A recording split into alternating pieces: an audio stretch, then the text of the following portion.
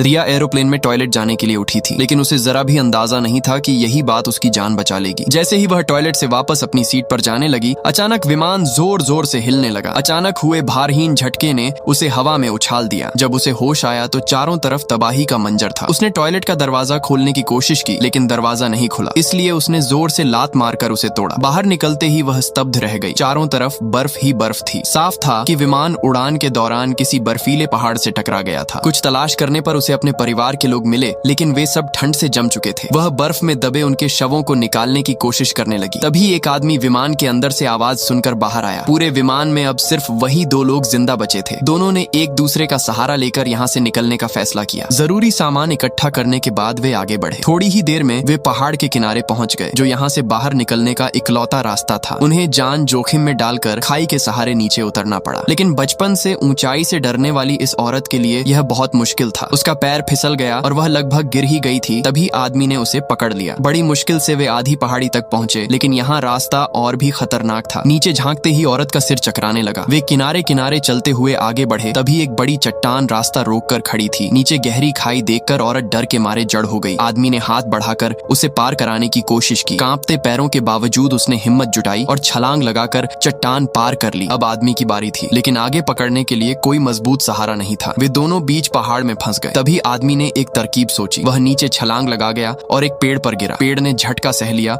और उसकी जान बच गई। उसने ऊपर से औरत को भी यही करने को कहा। बहुत हिम्मत जुटाकर उसने भी छलांग लगा दी और सीधे आदमी पर गिर पड़ी। आदमी का मोबाइल भी टूट गया। हालांकि यहाँ सिग्नल होता भी नहीं। थोड़ा आराम कर वे फिर चल पड़े। कुछ दूर आगे उन्हें एक गुफा दिखी, जहाँ ठंड से बचा जा सकता था। लेकिन तभी पहाड़ की छोटी से हिमस्खलन शुरू हो गया। देखते ही देखते बर्फ का सैलाब उनकी ओर बढ़ने लगा। औरत डर के मारे वहीं खड़ी रह गई और बर्फ की मोटी परत ने उसे ढक लिया। हिमस्खलन के बाद आदमी गुफा से बाहर आया और पागलों की तरह बर्फ खोदने लगा। काफी देर बाद उसे औरत मिल गई, जो बेहोश हो चुकी थी। वह उसे घसीटकर गुफा में ले गया। कुछ समय बाद वह होश में आई। दोनों के बीच अब एक गहरा लगाव भी पैदा हो चुका था। सुबह होते ही वे फिर चल पड़े। कई दिन की कठिन यात्रा के बाद आखिरकार बर्फ कम होने लगी। तभी अचानक आदमी का पैर फिसल गया और वह नीचे गिर पड़ा। वह बच तो गया, लेकिन उसकी एक बांह टूट गई और अंदरूनी चोटें भी आईं। औरत ने उसका हाथ बांधा और दर्द की दवा दी, लेकिन कुछ ही दूर चलने पर आदमी के मुंह से खून निकलने लगा। उसे समझ आ गया कि उसकी हालत गंभीर है। वह नहीं चाहता था कि औरत उसकी वजह से मरे, इसलिए उसने उसे अकेले आगे बढ़ने को कहा। भारी दिल से औरत आगे बढ़ी। जंगल में पहुंचते ही उसका सामना एक भूखे भेड़िए से हो गया। जान बचाने के लिए वह पेड़ पर चढ़ गई। बाद में उसने हिम्मत करके भेड़िए से लड़ाई की